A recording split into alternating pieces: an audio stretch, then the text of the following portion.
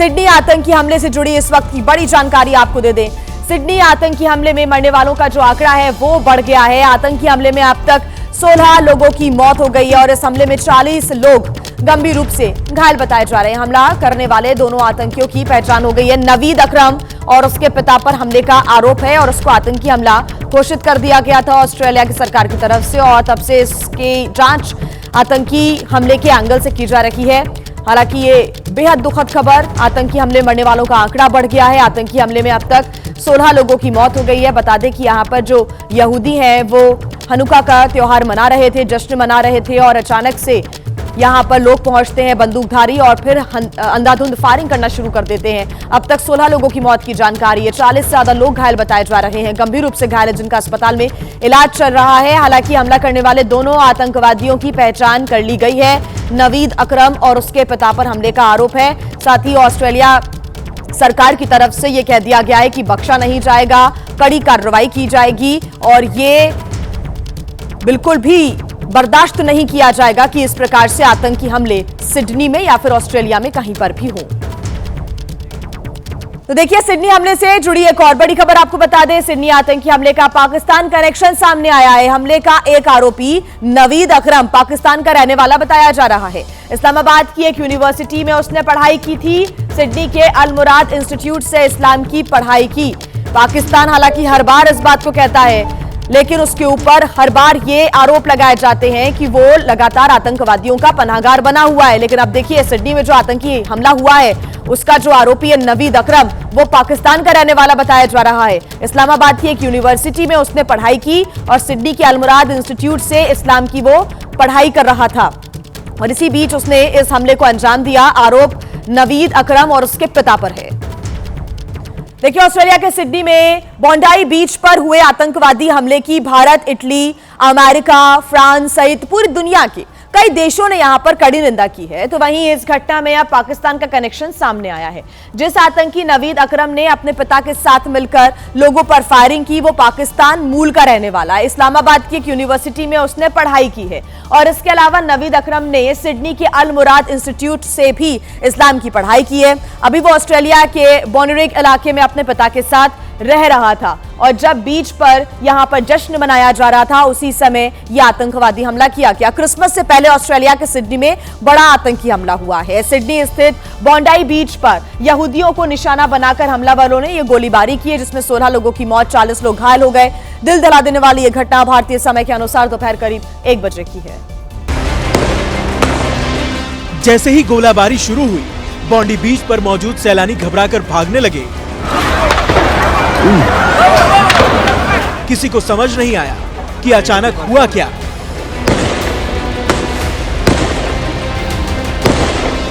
बीच पर अफरा तफरी मच गई थी। उस वक्त बोंडी बीच पर करीब 2000 से ज्यादा पर्यटक मौजूद थे। तभी आतंकी हमला हो गया, जिसके बाद जान बचाने के लिए लोग इधर उधर भागने लगे।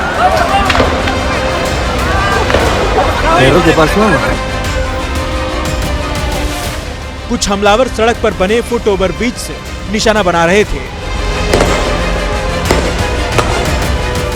चुन चुनकर सैलानियों को मार रहे थे।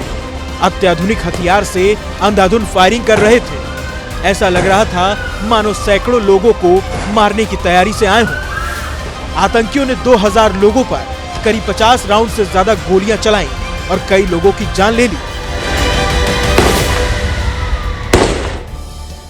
तस्वीरें आपने देखी कैसे सिडनी में यहूदी समुदाय हनुक्का का त्योहार मना रहे थे, जश्न मना रहे थे। 14 दिसंबर से शुरू हुआ ये त्योहार और इसलिए बोंडी बीच पर उत्सव का माहौल था, सभी खुश थे। अचानक हमला होने से चीख पुकार मच गई, लेकिन उन्हीं सैलानियों में से कुछ लोगों ने हिम्मत दिखाई और हमलावर को पकड़ लिया। 2 हमलावर फुट ओवर ब्रिज से गोलियां मार रहे थे। ड्रोन कैमरे में वो हमला करते दिखे। खिड़की से भी एक व्यक्ति ने हमलावरों की वीडियो बना लिया। हमलावर कमर में बुलेट की बेल्ट बांधकर आए थे। उनमें से एक हमलावर पेड़ की आड़ लेकर फायरिंग कर रहा था और लोगों की वो जान लेता उससे पहले एक व्यक्ति ने दबे पांव जाकर उसे पकड़ लिया, जान पर खेलकर उसे दबोच लिया और कुछ ही सेकंड में आतंकी को जमीन पर पटक दिया। हमलावर जब तक संभलता, हिम्मत वाले ने उस पर बंदूक तान दी और वहां से पीछे हटने को कहा। आतंकी वहां से पीछे हट गया और खुद की जान बचाने की गुहार लगाने लगा। लेकिन जिस हिम्मत वाले ने आतंकी से बंदूक छीना था वो आगे नहीं बढ़ा, क्योंकि फुट ओवर ब्रिज पर आतंकी का दूसरा साथी उसे कवर फायर दे रहा था। लेकिन दिलेर व्यक्ति के सामने वो भी रेलिंग का सहारा लेकर छिपता दिखा। देखिए, पूरी तैयारी के साथ आए मास मर्डर करने वाले आतंकवादियों को एक व्यक्ति ने आगे बढ़ने से भी रोका। हालांकि दूसरे आतंकी ने बंदूक छीनने वाले पर कई गोलियां चला दी, लेकिन एक पेड़ की वजह से वो दिलेर व्यक्ति बच गया। हालांकि इस हमले में 16 लोगों की मौत हो गई। हमले के बाद कुछ ही मिनटों में सिडनी पुलिस ने पूरे इलाके को घेर लिया और फुट ओवर ब्रिज से हमला करने वाले आतंकियों पर सरेंडर करने का दबाव डाला। लेकिन आतंकियों ने जब पुलिस की बात नहीं मानी तो मुठभेड़ में उन्हें मार गिराया गया। पुलिस की गोली से एक आतंकी की मौत हो गई और बाकी आतंकी घायल हो गए। पुलिस ने उन्हें तुरंत दबोच लिया। सिडनी पुलिस ने जब आतंकियों की तलाशी ली तो एक की जेब से आई कार्ड मिला जिस पर नाम लिखा था नावेद अकरम। अकरम ने ऑस्ट्रेलिया के न्यू साउथ वेल्स से ड्राइविंग लाइसेंस बनवाया था। थोड़ी देर बाद पुलिस ने नावेद अकरम की हमला करने वाली तस्वीर भी जारी की। नावेद फुट ओवर ब्रिज से सैलानियों पर गोली चला रहा था। जिस वक्त एक दिलेर व्यक्ति ने हमलावर की बंदूक छीन ली तो नावेद अकरम ही ब्रिज से उसे कवर फायर दे रहा था। इस हमले में इजराइल के ऑस्ट्रेलिया में राजदूत मेमोन ने कहा है कि 7 अक्टूबर के बाद से हमने यहूदी समुदाय और उनके संस्थानों पर कई हमले देखे। ऐसे हमले और तेज हो गए हैं। मेमोन ने कहा है कि हमले के बारे में कोई ठोस खुफिया जानकारी नहीं थी, लेकिन आतंकी हमलों की चेतावनी मिली थी। देखिए, जब ये हमला हुआ तो हमले के वक्त बॉन्डाई बीच के पास इंग्लैंड के पूर्व कप्तान माइकल वॉन भी मौजूद थे। माइकल वॉन ने सोशल मीडिया पर इसकी जानकारी देते हुए अपनी पोस्ट में भी लिखा है कि मैंने रेस्टोरेंट में छिपकर अपनी जान बचाई।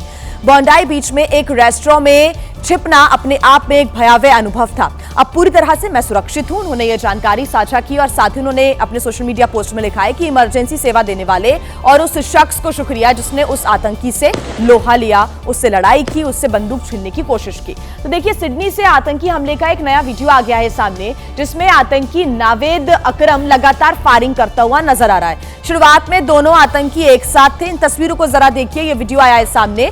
यहाँ पर दोनों आतंकी एक साथ पहले नजर आते हैं, अंधाधुंध फायरिंग करते हैं। उनके पास 3 बंदूकें थी। कुछ देर बाद एक साथ गोलीबारी करने के बाद अकरम का जो दूसरा साथी है वहां से आगे बढ़ जाता है और वो एक पेड़ के पास चला गया। लेकिन अकरम फुट ओवर ब्रिज से निशाना लगाकर गोली मारता रहा। दोस्त से अलग होने के बाद करीब 5 मिनट तक लगातार फायरिंग की गई और इसी बीच पुलिस की एक गोली आतंकी नावेद अकरम को लग गई और वो पीठ के बल गिर गया। थोड़ी देर में पुलिस मौके पर पहुंची। अकरम को कब्जे में ले लिया गया। गोली लगने से अकरम ने थोड़ी ही देर में दम तोड़ दिया। वहीं इसका साथी जिंदा पकड़ लिया गया है। इसका जो कनेक्शन है वो अब पाकिस्तान से भी सामने आ रहा है और इस पर जो भी अपडेट होगा एबीपी न्यूज आके आप तक पहुंचाता रहेगा। फिलहाल खबरों में आइए आगे बढ़ते हैं। बात कर लेते हैं लद्दाख की, जहां के द्रास में बर्फबारी के चलते एक बड़ा हादसा हो गया। यहां पर सड़क पर चलते चलते एक टैंकर खाई में जा गिरा, जिसकी तस्वीरें सीसीटीवी कैमरे में रिकॉर्ड हो गई।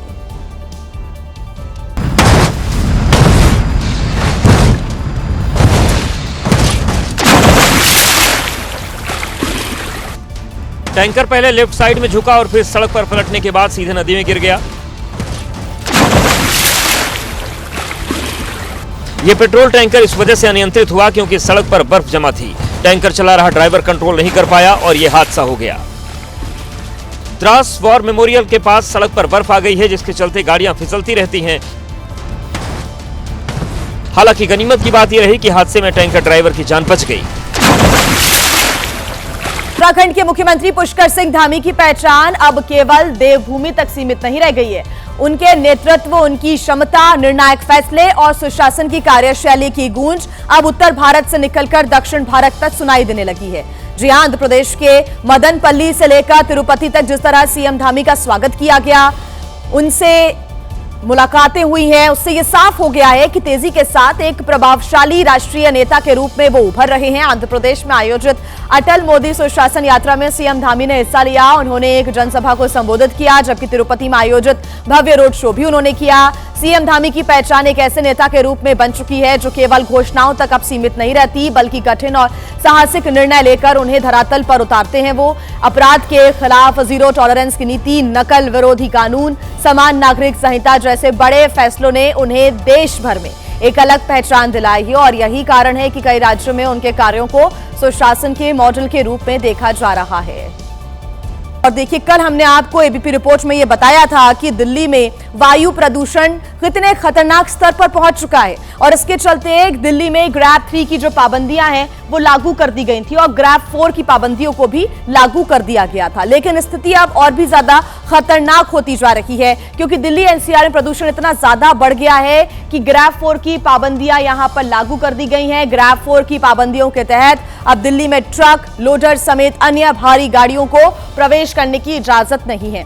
सभी तरह के निर्माण कार्यों और तोड़फोड़ पर कड़ाई से प्रतिबंध लगाया गया है। निजी कार्यालयों में अब केवल 50% कर्मचारी ही काम करेंगे, जबकि बाकी कर्मचारी वर्क फ्रॉम होम यानी कि घर से काम करेंगे। अब राज्य सरकारों को प्रदूषण की स्थिति बिगड़ने पर और भी ज्यादा कठोर कदम उठाने को कहा गया है और अगर प्रदूषण और बढ़ा तो राज्य सरकारें स्कूल कॉलेजेस को पूरी तरीके से बंद कर सकती हैं और सभी तरह की व्यावसायिक गतिविधियों पर भी रोक लगाई जा सकती है।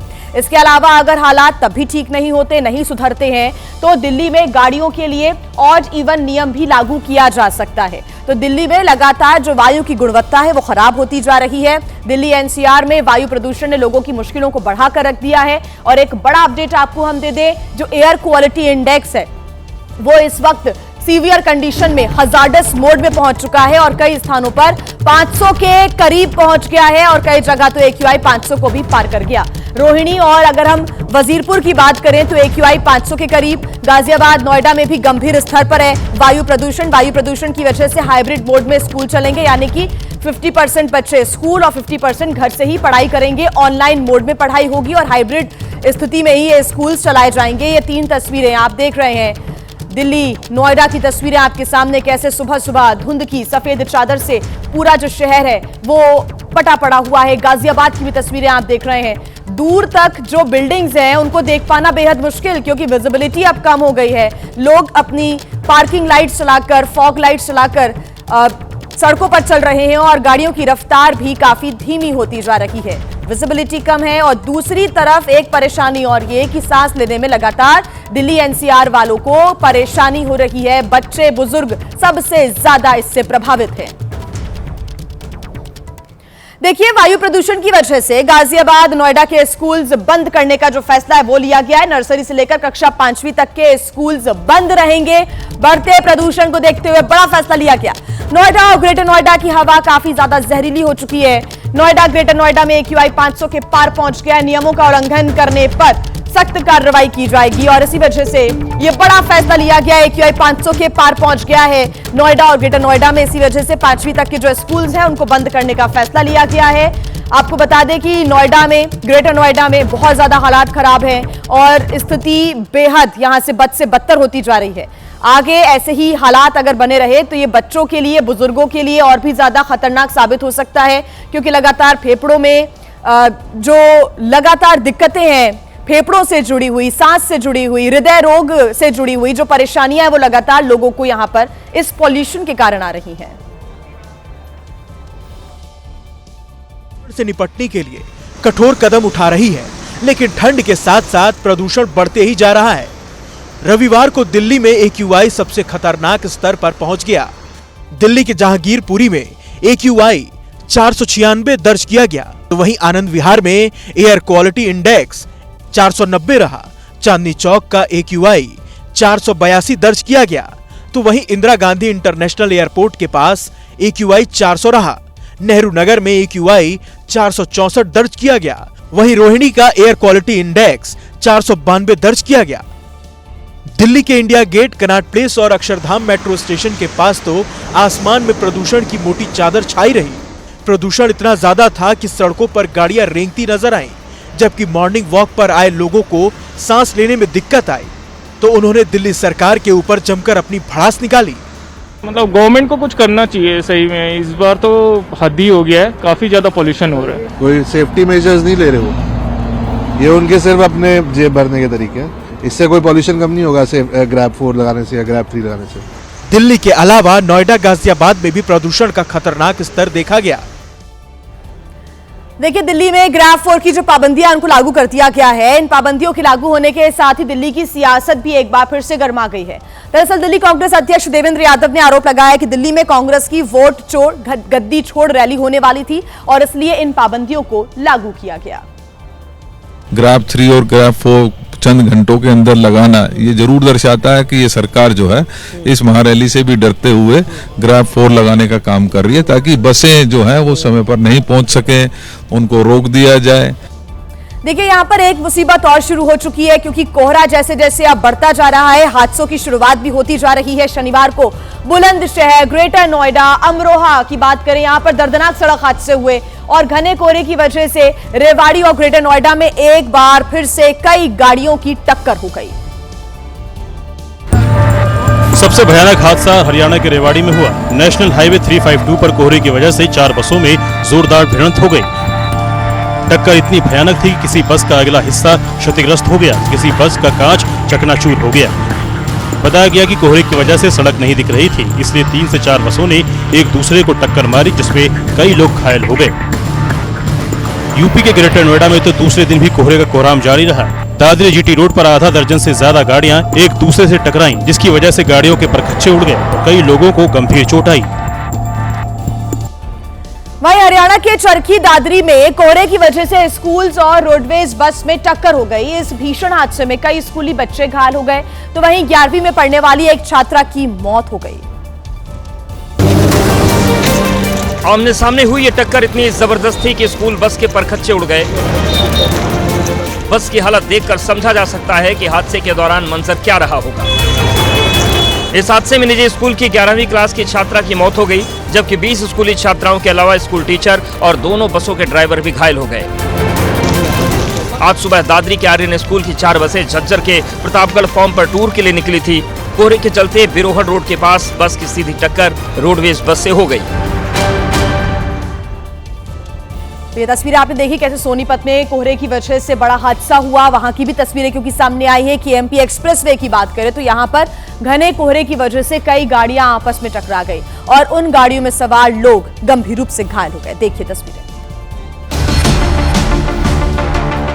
टक्कर इतनी तेज थी कि कार ही नहीं, ट्रक का अगला हिस्सा भी पिचक गया। कार तो पूरी तरह से टूट गई थी। इस हादसे में 12 से ज्यादा लोग घायल हो गए, जिनमें से 3 की हालत बहुत खराब हो गई, जिन्हें रोहतक के पीजीआई रेफर कर दिया गया। घायलों में पुरुषों के साथ बच्चे और महिलाएं भी थीं। यह हादसा सोनीपत से गुजरने वाली केएमपी एक्सप्रेसवे पर हुआ। घायल एक महिला ने बताया कि बागपत से हरियाणा आते वक्त अचानक कोहरा घना हो गया और गाड़ियां एक दूसरे से टकरा गईं। यूपी के मथुरा में भी कोहरे की वजह से 6 से ज्यादा गाड़ियां आपस में टकरा गईं। ट्रक के आगे का हिस्सा पूरी तरह से उड़ गया था। कार का इंजन भी तहस नहस हो गया।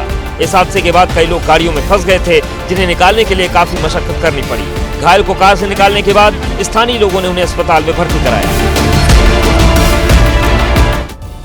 तो देखिए, अचानक भारी कोहरे की वजह से उत्तर प्रदेश के कई जिलों में दर्दनाक सड़क हादसे हुए हैं। कहीं पर बस में टक्कर हो गई तो कहीं पर एक के बाद एक कई कारें आपस में टकरा गईं। 1, 2, 3 और 4 यूपी के ग्रेटर नोएडा में इसी तरह कई कारें एक दूसरे से गुत्थम गुत्था हो गईं। हादसा दादरी जीटी रोड पर हुआ, जिसमें कई लोग घायल हो गए और काफी देर तक हाईवे जाम रहा। सूचना मिलने पर पुलिस मौके पर पहुंची और जाम को खुलवाया। उन्नाव के पास आगरा लखनऊ एक्सप्रेसवे पर खड़े कंटेनर में तेज रफ्तार स्लीपर बस पीछे से आकर घुस गई। इस हादसे में बस ड्राइवर की मौत हो गई और कंडक्टर समेत 3 लोग गंभीर रूप से घायल हो गए। वहीं तेज टक्कर की वजह से ट्रक का सामान सड़क पर बिखर गया था। बस जयपुर से लखनऊ जा रही थी। यूपी के हमीरपुर में भी कोहरे की वजह से कोहराम मच गया। बुंदेलखंड एक्सप्रेसवे पर रोडवेज बस और बोलेरो के बीच जोरदार टक्कर हो गई। बोलेरो में सवार 3 लोगों की मौके पर ही मौत हो गई, तो वहीं 4 लोग गंभीर रूप से घायल हो गए। घायलों को बांदा के अस्पताल में भर्ती करा दिया गया है। और इस बीच एक बड़ी खबर मिल रही है। हरियाणा के कैबिनेट मंत्री अनिल विज के काफिले में एक गाड़ी टकरा गई। अनिल विज की गाड़ी को इस गाड़ी ने टक्कर मार दी। टक्कर मारने वाले कार ड्राइवर को पकड़ लिया गया है और ये व्यक्ति एसटीएफ में तैनात बताया जा रहा है, जिसने अनिल विज की काफिले में मौजूद गाड़ी को टक्कर मार दी। हरियाणा के कैबिनेट मंत्री हैं अनिल विज, जिनके काफिले में जो गाड़ियां चल रही थी उनके काफिले में एक कार घुस गई और उस कार ने अनिल विज की गाड़ी को टक्कर मार दी। हालांकि टक्कर मारने वाले कार ड्राइवर को पकड़ लिया गया है। पूछताछ यहां पर की जा रही है और शुरुआती पूछताछ में जानकारी मिली है कि एसटीएफ में टक्कर मारने वाला आदमी तैनात है।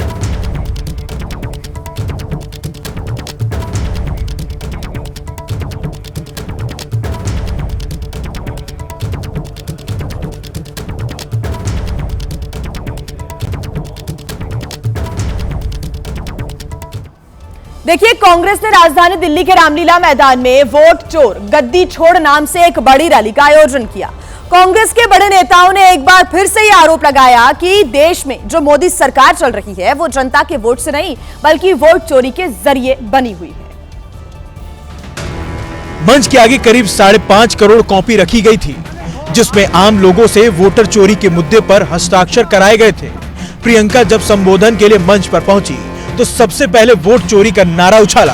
जरा एक बार जोर से, इतनी जोर से नारा लगाइए कि यहाँ से गूंजता हुआ प्रधानमंत्री निवास तक जाए, वोट चोर। प्रियंका गांधी ने चुनाव आयोग पर निशाना साधा और ईवीएम की बजाय बैलेट पेपर से चुनाव कराने का चैलेंज दे दिया। कि अगर इनको एक असली चुनाव लड़ना पड़े, मैं चुनौती देती हूँ, एक सही चुनाव लड़ लें, बैलेट पे लड़ लें, तो ये खुद जानते हैं कि कभी नहीं जीत पाएंगे। कुछ इसी अंदाज में राहुल गांधी ने भी बीजेपी पर हमला किया। मोदी जी की कॉन्फिडेंस खत्म हो गई है, वो भी जानते हैं कि हमारी वोट चोरी पकड़ी गई है, थोड़ा सा समय बचा है, पूरे देश को हमारी सच्चाई पता लग जाएगी। राहुल ने कहा कि ये मुकाबला सत्य और असत्य के बीच का है और आखिरकार जीत सत्य की ही होगी। देखिए, इस रैली में सबसे ज्यादा चर्चा हुई राहुल गांधी और प्रियंका गांधी के भाषण की। दोनों नेताओं ने वोट चोरी से अपनी बात की शुरुआत की और बीजेपी के बड़े नेताओं के आत्मविश्वास को लेकर हमला भी बोला। पहला प्रहार प्रियंका गांधी ने किया। संसद में मैं देखती हूँ आत्मविश्वास घट गया है, आंखों में आंख मिलाकर नहीं देख पाते, सामने से गुजरते हैं तो यूं आंख झुका देते हैं। आत्मविश्वास कम हो गया है, घट गया है, अपने आप में विश्वास घट गया है। प्रियंका के बाद राहुल आए और उनका अंदाज भी कुछ ऐसा ही था। और पार्लियामेंट हाउस में कुछ दिन पहले कांपते हुए ऐसे हाथ कांप रहे थे अमित शाह जी, उनकी सफाई देते हैं। राहुल ने एक बार नहीं कई बार अमित शाह के बारे में अपने भाषण में बात की। आपने देखा अमित शाह को, हाथ देखा अमित शाह का, हाथ देखा कांपते हुए ऐसे देखा। क्यों हाथ क्यों कांप रहा था मैं बताता हूं। क्योंकि ये बहादुर जब ही हैं जब इनके हाथ में सत्ता है। जैसे ही इनके साथ से सत्ता निकलेगी आप देखना इनकी बहादुरी कहां जाएगी। राहुल ने कहा भारत की संस्कृति सत्य पर टिकी है, जबकि आरएसएस और बीजेपी इसके बिल्कुल उलट है। बड़ी खबर आपको बता दें, प्रधानमंत्री नरेंद्र मोदी आज विदेश दौरे पर रवाना होंगे। 3 देशों के 4 दिनों के दौरे पर रवाना होंगे प्रधानमंत्री। आज जॉर्डन, इथियोपिया और ओमान का दौरा करेंगे प्रधानमंत्री। 16 दिसंबर को जॉर्डन के किंग अब्दुल्ला द्वितीय से मुलाकात भी होगी और जॉर्डन के बाद इथियोपिया के दौरे पर जाएंगे प्रधानमंत्री।